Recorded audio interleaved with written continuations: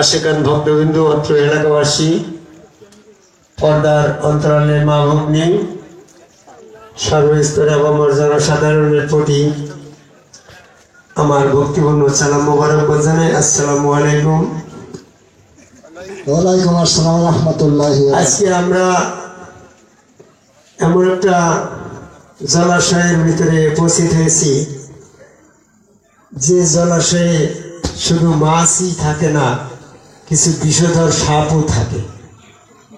আজকে আমরা দিনী ব্যবস্থাপনার দ্বারা আয়োজিত যে সমস্ত ধর্মীয় মজলিসগুলোকে, ধর্মীয় অনুষ্ঠানগুলোকে বেছে নিয়েছি, সেই সমস্ত ধর্মীয় অনুষ্ঠানে শুধু মুমিনগণই থাকেন না, কিছু মুনাফিক শয়তানও থাকে। তো আমি যদি আমার জ্ঞানের চোখ দিয়ে মুমিন এবং মুনাফিক শয়তানকে চিনে নিতে শনাক্ত করতে না পারি, তাহলে আমার ভিতরে শয়তান মুনাফিকি আছে কিনা তাও তো আমি বুঝে নিতে পারছি না। এই জন্য আমি বিএসসি পাস করছি, পরে এমএ পাস করছি, আইনগতভাবে ঢাকা বিশ্ববিদ্যালয় থেকে এলএলবি পাস করছি। তো আজকে এখন যে কথাটা বলবো, যেহেতু সায়েন্সের কথা, তো আমি আমার বিএসসি ক্লাসের যে সাবজেক্ট ছিল সেখান থেকে আমি একটু উপমা দিয়ে বলি। ছোট জিনিসকে বড় করে দেখানো হয়, এটা জিওলজিক্যাল টার্মে। এক গ্লাস পানির ভিতরে অসংখ্য জীবাণু আছে, খালি চোখে দেখা যায় না, কিন্তু যখন মাইক্রোস্কোপ সেটিং করা হয় তখন কিন্তু ধরা পড়ে যে কতগুলা জীবাণু আছে। তো আপনার দৃষ্টিভঙ্গি যদি মাইক্রোস্কোপের মতন সূক্ষ্ম না হয়, তাহলে আপনি যা খাচ্ছেন সব বিষাক্ত খাবার খাচ্ছেন, অসুস্থ হয়ে যাচ্ছেন। আপনি যদি বিশুদ্ধভাবে ওই পানিটা চিনে নিতে না পারেন, তাহলে ওই একই পানি খেলে আপনার পেটে অসুখ হচ্ছে, আবার একই পানি খেয়ে আপনি সুস্থ জীবন ধারণ করছেন। তো দিনী ব্যবস্থাপনার ক্ষেত্রে অসুস্থ জ্ঞান আর সুস্থ জ্ঞান এ যদি আপনার বুঝে নেওয়ার দৃষ্টিভঙ্গির ক্ষমতা না থাকে, আপনি দিন পালন করতে গিয়ে সেরেক করবেন, আর সেরেক হলে আপনার সমস্ত দিনী ব্যবস্থাপনা অসুস্থ হয়ে যাবে।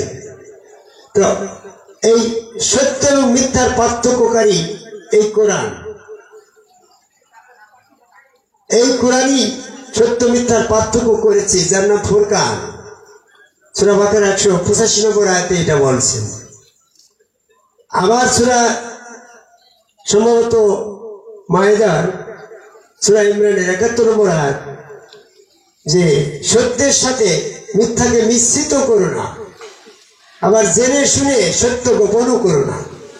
তা আমরা বর্তমানে যে সমস্ত আলেম ওলামা, মৌলানা মুফতি সাহেব, বক্তাগণ আছি, ইমাম সাহেব দিয়ে আমরা কিন্তু সত্যের সাথে মিথ্যা মিশ্রিত করছি, আবার জেনে শুনে সত্য গোপন করছি। এখন আমি তাদের জন্য সূরা বাকারা 185 নম্বর আয়াতের গাইডলাইন, যে সত্য এবং মিথ্যার পার্থক্য করে এই কোরআন, আমি অল্প পরিসরে কোরআন দিয়ে আপনাদের ভিতর থেকে সত্য কোনটা মিথ্যা কোনটাকে একটু চেষ্টা করি পৃথক করার। দরুদ আল্লাহুম্মা সাল্লি আলা সাইয়্যিদিনা মুহাম্মাদ ওয়া আলা আলি সাইয়্যিদিনা শাফিনা মুহাম্মাদ। বিসমিল্লাহির রহমানির রহিম। প্রথমে আপনার শরীরটাকে বিচ্ছিন্ন করেন, পবিত্র করেন। আদমকে যখন আল্লাহ সৃষ্টি করে সেখানে সেজদা করতে বলা হইল, নিশ্চয় আদম ব্যক্তি সত্তা হিসাবে পবিত্র ছিল, মানে পবিত্র ফেরেশতারা ওই আদমকে সেজদা করতো না। সেই বনি আদম সন্তান আমাদেরকে কেন পবিত্র হতে হবে? What is the cause of this fact? কেন আমাদেরকে পবিত্র হতে হবে? আপনাকে খুঁজতে হবে কখন, কি কারণে আদম অপবিত্র হইল।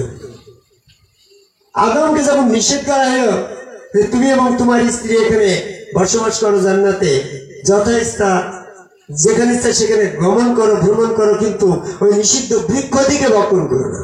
সূরা বাকারা 35 নম্বর আয়াত।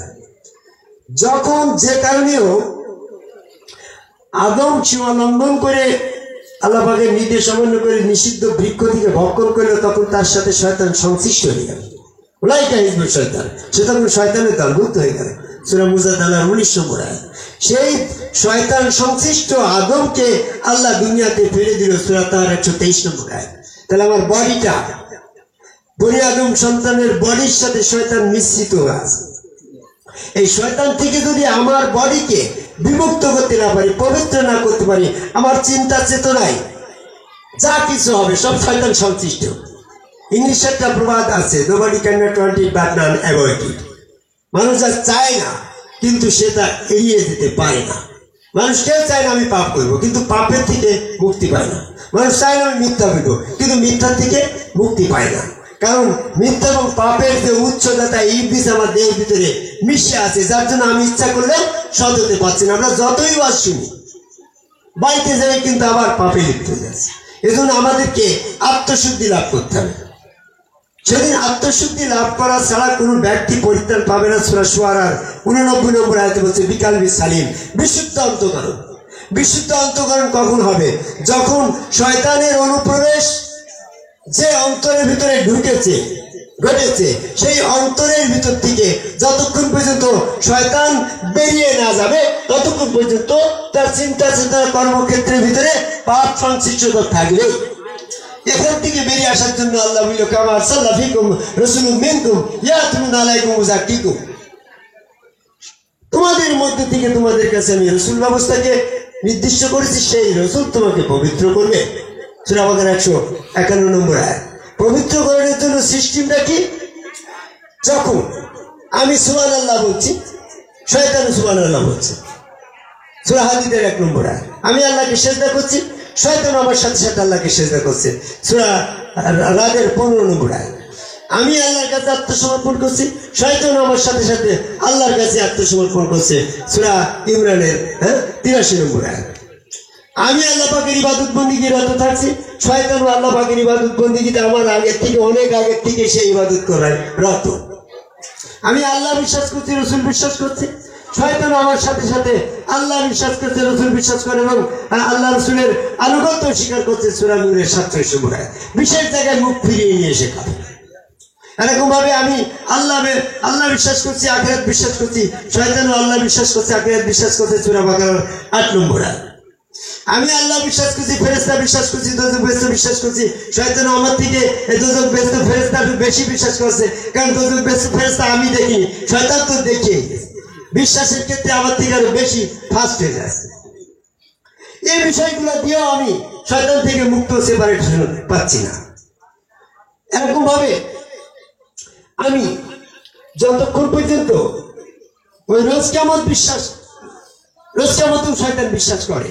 সূরা রাদের 69 নম্বর। আমাকে শয়তান থেকে বিমুক্ত হতে হলে এক শ্রেণীর মানুষ, আমি যখন ক্লাস 7-এ পড়তাম, বলছে 5 ওয়াক্ত সালাত আদায় করতে হবে, তাহলে তুমি শয়তান থেকে বিমুক্ত হবা। আমি 5 ওয়াক্ত সালাত আজ পর্যন্ত পড়ি, কিন্তু 5 ওয়াক্ত সালাত আদায় করে যদি আমি পবিত্র হতে পারতাম, তাহলে আমার নিজামের কাছে আসা লাগতো না। 5 ওয়াক্তের ইতিহাস হাসিপুরের থেকে বেশি কেউ জানে না। আমি 5 ওয়াক্তের বিরোধিতা করছি না। ওই 5 ওয়াক্ত সালাত শয়তান আদায় করে। সূরা মাউনের 6 নম্বর আয়াত দেখেন। যারা দিন দিন, তুমি কি তাদেরকে দেখেছো যারা দিন সম্পর্কে মিথ্যা আরোপকারী?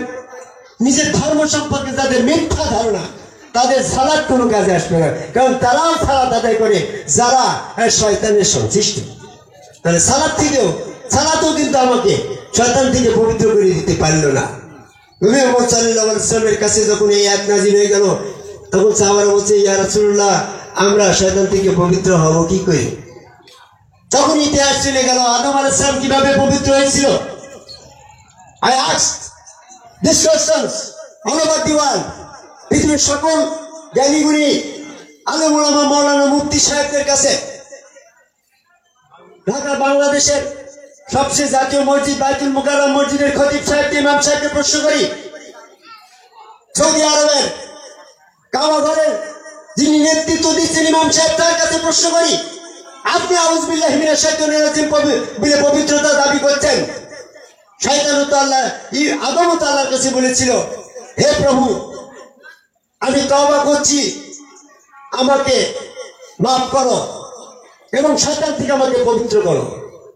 সূরা তার 122 নম্বর আয়াত। আল্লাহ তার তওবা কবুল করে তাকে ক্ষমা করে দিল, পুনরায় তাকে মনোনীত করল, কিন্তু শয়তান থেকে তাকে পবিত্র করে নাই। সূরা তার 123 নম্বর আয়াতে বলছে, যাও শয়তান এবং আদম একসাথে দুনিয়াতে চলে যাও। সূরা আরাফের 35 নম্বর আয়াতে বলছে, হে আদম, তুমি দুনিয়া থেকে একটা বাণী প্রাপ্ত হবে, সেই বাণী অনুসারে কর্ম করলে তুমি শয়তান থেকে পবিত্র হবে। তখন আদম কিভাবে শয়তান থেকে পবিত্র হয়েছিল এই ইতিহাস কিন্তু কোনো আলেম ওলামা, মাওলানা মুফতি সাহেবরা আজ অবধি আমাদেরকে জানাচ্ছে না। আমরা ওই গড় সাত ভাবে খেচুড়ি পাকের মতন করে খেচুড়ি মার্কা ধর্ম পালন করছি, ঠিক না কথা? আসে ওই সময় নাজিল হয়েছিল পৃথিবীতে, যখন আসলো জিবরাইল ফেরেশতা জমিনে আয়াত নিয়ে আসলো, আদম বিল্লাহ আউযু বিল্লাহি মিনাশ শাইতানির রাজিম, হে প্রভু শয়তান থেকে আমাকে আশ্রয় দাও। তখন আল্লাহ রাব্বুল আলামিনের পক্ষ থেকে জিবরাইল এসে বলল, কোন বলো, আল্লাহ নেই বিচারের নির্দেশ দিয়েছে, নেই বিচারের সাথে প্রত্যেক সেজদায় তুমি তোমার স্বরূপ প্রতিষ্ঠিত করো। তখন আদম আলাইহিস সালাম পানির ভিতরে গিয়ে নিজের স্বরূপ দর্শন করে সেই স্বরূপ মনের ভিতরে স্থির করে তখন সেজদায় চলে গেল। আদমের দেহের ভিতরে যে শয়তান সংশ্লিষ্ট ছিল, সেই শয়তান বলছে, না, আমি যে আদম বর্জকে সেজদা না করে কাফের হলাম, সূরা বাকারা 34 নম্বর আয়াত, আমি আদমের সাথে থাকবো ততক্ষণ যতক্ষণ সে আদম বর্জকে সেজদা না করে।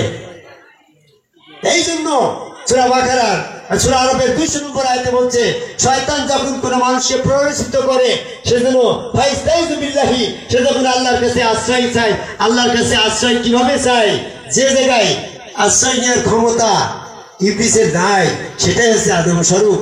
এই আদম স্বরূপে যখন আদম নিজেই আশ্রয় গ্রহণ করলো সেজদার মাধ্যমে, তখন আদম পবিত্র হইল। আপনি মাওলানা সাহেব, মুফতি সাহেব, আমি বাইতুল মুকাররম, আপনি বাইতুল মুকাররমের খতিব সাহেব, ইমাম সাহেব, আপনি কাবা ঘরের খতিব সাহেব, আপনি কি কখনো স্বরূপে সেজদা করেছেন?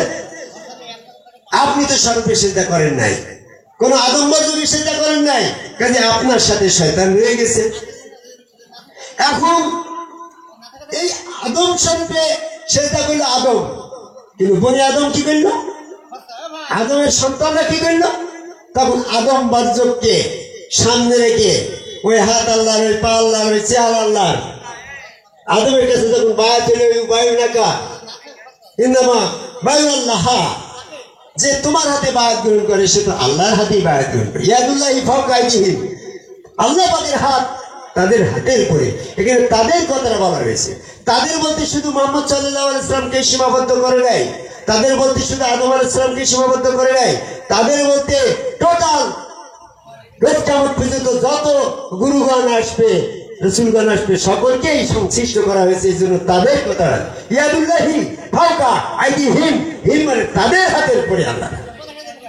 আজকে এখানকার সভাপতি সাহেব কুতুবউদ্দিন চিশতির কাছে যদি বায়াত গ্রহণ করবেন, ওই হাত আল্লাহর হাত, ওই পা আল্লাহর পা, ওই চেয়ার আল্লাহ চেয়ার মিলে সেজদা দিবেন। এখানে যদি তাদের শব্দ না থাকতো তাহলে কিন্তু এনার কাছে বায়াত করার কোনো সুযোগ থাকতো না, সেজদা দেওয়ার কোনো সুযোগ থাকতো। তা আমি যেটা বলতেছিলাম যে আদম বর্জকে সেজদা দিয়ে নবীগণ স্বরূপে সেজদা দিল, তারা পবিত্র হইল। আর নবীগণের ভক্তগণ যারা অনুসারী, তারা ওই নবীর স্রোতে বা রসূল স্রোতে সেজদা দিয়েই পবিত্র হতে হবে। এই জন্য নবী মুহাম্মদ সাল্লাল্লাহু আলাইহি ওয়াসাল্লাম এক সাহাবা জিজ্ঞাসা করছে, ইয়া রাসূলুল্লাহ, এইভাবে সেজদার মাধ্যমে শয়তান থেকে পবিত্র হলাম, তার বড় সাক্ষী আমি। কারণ আমি আপনার কাছে সেজদা দেওয়ার আগে আমার মাথার ভিতরে খুঁটিনাটি অনেক চিন্তা ভাবনা ছিল, কাম, ক্রোধ, লোভ, লালসা নিয়ে আমি চলছিলাম।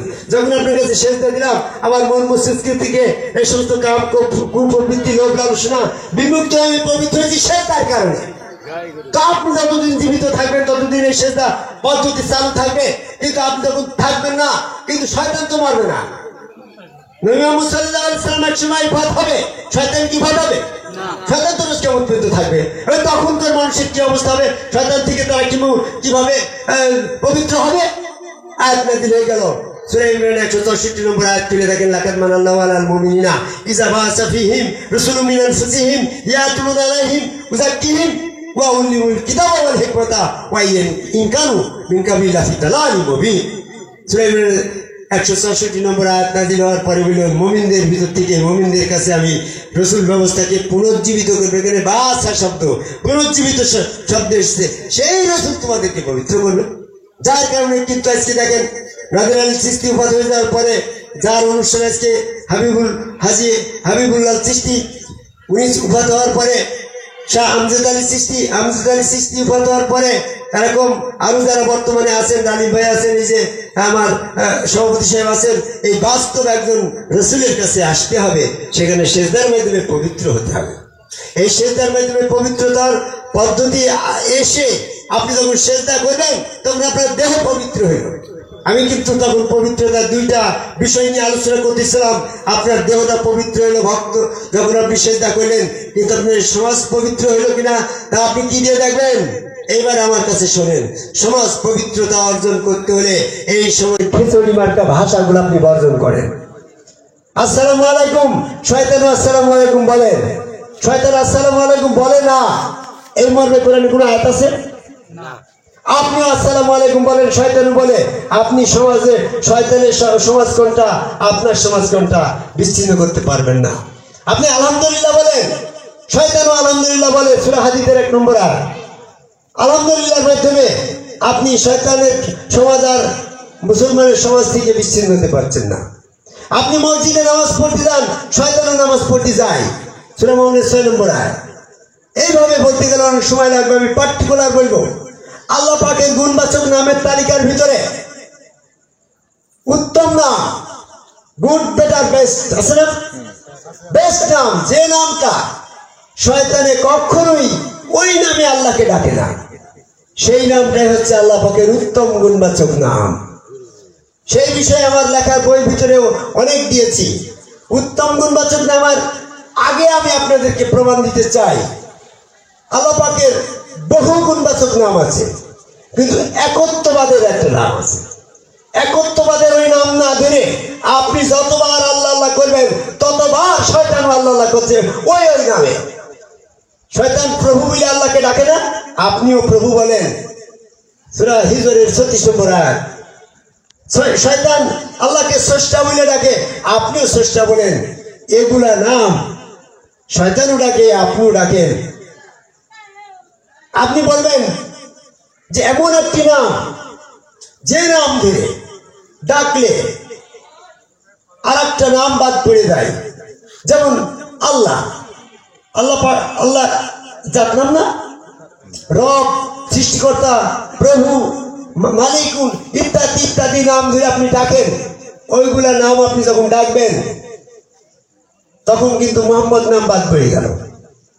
আপনি একক নামে যে নাম ধরে শয়তান আল্লাহকে ডাকে, আপনিও ডাকেন। যখন আপনি আল্লাহ বলবেন, মোহাম্মদ নাম বাদ গেল। মোহাম্মদ নাম বাদ গেলে, রসুল নাম বাদ গেলে আপনি শয়তান। কারণ শয়তানও আল্লাহ বলে, প্রভু বলে। আবার যদি আপনি মোহাম্মদ নাম নেন, রসুলের নাম নেন, তাহলে আল্লাহ বাদ পড়ে গেল। সেক্ষেত্রে সূরা ইউনূসের 106 নম্বর আয়াতে বলছে আল্লাহকে বাদে কাউকে ডেকো না। তাহলে আপনি আল্লাহ বাদ দিয়ে মোহাম্মদের নাম ডাকবেন, সূরা ইউনূসের 106 নম্বর আয়াত ছুটে যাবে, কাফের হয়ে যাবেন। আবার যখন আল্লাহ বলবেন, শুধু আল্লাহ আল্লাহ বলে আপনি শয়তান হয়ে যাবেন। মোহাম্মদের নাম বাদ দিলে, রসুল বাদ দিলে কি কেউ মুমিন হতে পারে গো? তাহলে সমস্যা হয়ে গেল কোথায়? আল্লাহ বললেও আপনি শয়তান, আবার মোহাম্মদ বললেও আল্লাহ বাদ যাচ্ছে, সেক্ষেত্রে আপনি কাফের। কি করবেন? 3 বার 3 ভাই করা আলেমের ওয়াজ শুনে শুনে আপনি আল্লাহও ডাকবেন, মোহাম্মদও ডাকবেন। আল্লাহ মোহাম্মদ বলছে না, লা ইলাহা ইল্লাল্লাহু মুহাম্মাদুর রাসূলুল্লাহ, এই কালেমা মুখস্থ করেছে, দিয়ে দিচ্ছেন আপনাকে, দাবি করা হাসিয়াত থাকেন। কিন্তু এখানে সূরা জিনের 18 নম্বর আয়াতের পরিপন্থী হয়ে যাচ্ছে। সতর্ক হয়ে যান, আল্লাহর সাথে কাউকে ডাকা যাবে না। তাহলে আপনি আল্লাহর সাথে মুহাম্মদের নাম ডাকলেন, যে আয়াত বিরোধ হয়ে গেল, তখন কি করবেন? আল্লাহ বাদ দিলেও কাফের, রসুল বাদ দিলেও কাফের। আল্লাহ রসুল একসাথে নিলে সেরে। It is the difficult problem. এটা কঠিন একটা সমস্যা। What is the easy solution of this problem according to the holy Quran? এই কোরআন মোতাবেক এর সহজ সরল সমাধান শোনেন। আল্লাহর গুণবাচক নাম গুরু। সূরা রহমানের 4 নম্বর আয়াত, খালাকাল ইনসান আল্লামাল বায়ান, আল্লাহ মানুষকে সৃষ্টি করে বয়ান শিক্ষা দিল, তাহলে আল্লাহ গুরু হয়ে গেল না? সূরা বাকারা 151 নম্বর আয়াতে রাসূল তোমাকে কিতাব শিক্ষা দিবে, হিকমত শিক্ষা দিবে, অজানা বিষয় শিক্ষা দিবে, তাহলে রাসূল মুহাম্মদ গুরু হয়ে গেল না? আল্লাহর গুণবাচক নাম গুরু, রসুলের গুণবাচক নাম গুরু। এখন গুরু হচ্ছে আল্লাহ রসুলের কমন নাম। যখন আপনি গুরু বলে ডাকবেন তখন আপনি এক নামে দুইজনের ডাকা হয়ে গেল। এই উত্তম, এটা হচ্ছে একক, আল্লাহ পাকের একক গুণবাচক নাম, একত্ববাদের নাম হচ্ছে গুরু। গুরু নামে যতক্ষণ পর্যন্ত আপনি আল্লাহকে না ডাকবেন, হয় আপনাকে রসুল বাদ চলে যাবে, না হলে আল্লাহ বাদ চলে যাবে। এই জন্য গুরু নামে আল্লাহ রসুল দুইজনকে একত্ববাদে নিয়ে আসা হয়েছে, যেটা সূরা নিসার 150 নম্বর আয়াতে বলছে, কাফের তো তারাই উরিদু ফাররিকুন বাইনা আল্লাহ ওয়া রাসূলি, যারা রসুল থেকে আল্লাহকে সেপারেট করে। আপনি আল্লাহ বলবেন, মুহাম্মদ সেপারেট হয়ে গেল, মুহাম্মদ বলবেন, আল্লাহ সেপারেট হয়ে গেল। আল্লাহ মুহাম্মদ দুইটা সেপারেট হয়ে গেলে আপনি কাফের হয়ে যাবেন। আর যখন আপনি গুরু বলবেন তখন আল্লাহ রসুল একসাথে আপনার একত্ববাদে এসে গেলে আপনি মুমিনত্ব লাভ করলেন। এবার হচ্ছে আসেন যে গুরু নামে আপনি ডাকবেন কেন? আপনি ডাকবেন, গুরু নাম কিন্তু শয়তানে ডাকে না, শয়তানে গুরু নামে আল্লাহকে ডাকে না। কারণটা কি শোনেন, যখন আল্লাহ পাকের নাম একক গুণবাচক নামে আল্লাহকে ডাকতে শয়তানের কোনো আপত্তি নাই। তার একটা বাস্তব প্রমাণ দেখেন, এই সমাজে কারো কারো নাম রহিম আছে না? এই ইমাম সাহেব বাড়ি দিতে বলে কোনদিন বলবে না যে রহিম সাহেব বাড়ি আছেন নাকি, ইমাম সাহেব বলবে আব্দুর রহিম বাড়ি আছেন। রহিমের দাস, আব্দুল মানে দাস, কারণ আল্লাহ পাকের গুণবাচক নাম রহিম। এই গুণবাচক আল্লাহর গুণবাচক নামে কোন সৃষ্টিকে এই শয়তান ডাকে না। এই জন্য যে গুণবাচক নামটা কোন সৃষ্টির নামের সাথে জড়িত আছে সেই নাম ধরে ইবলিস কখনো আল্লাহকে ডাকে না। যেমন আল্লাহর গুণবাচক নাম গুরু, সূরা বাকারা 151 নম্বর, সূরা আর রহমানের 4 নম্বর আয়াত। আবার রসুলের গুণবাচক নাম গুরু, সূরা বাকারা 151 নম্বর আয়াত। এই জন্য আল্লাহর গুণবাচক নাম গুরু হওয়া সত্ত্বেও ইবলিস কখনো আল্লাহকে গুরু বলে ডাকবে না, কারণ গুরু তো রসুলেরও গুণবাচক নাম। যদি আল্লাহকে গুরু বলে ডাকে তো রসুলকে আল্লাহর সাথে সমকক্ষ করা হয়ে যায়। এই জন্য ইবলিস ভুলেও কখনো আল্লাহকে গুরু বলবে না। যে নাম ধরে ইবলিস কখনো আল্লাহকে ডাকে না, ওটাই হচ্ছে আল্লাহর উত্তম গুণবাচক নাম। এই জন্য আমরা উত্তম গুণবাচক নামে আল্লাহর জয় হোক এটা বলি, আলহামদুলিল্লাহ তো শয়তান উপরে। এই জন্য আমার বলা বক্তব্যের ভিতরে যদি আপনার জ্ঞান গবেষণায় ধরা পড়ে what is the wrong, what is the right, তাহলে আপনি সত্যটাকে গ্রহণ করবেন, মিথ্যাটাকে বর্জন করবেন।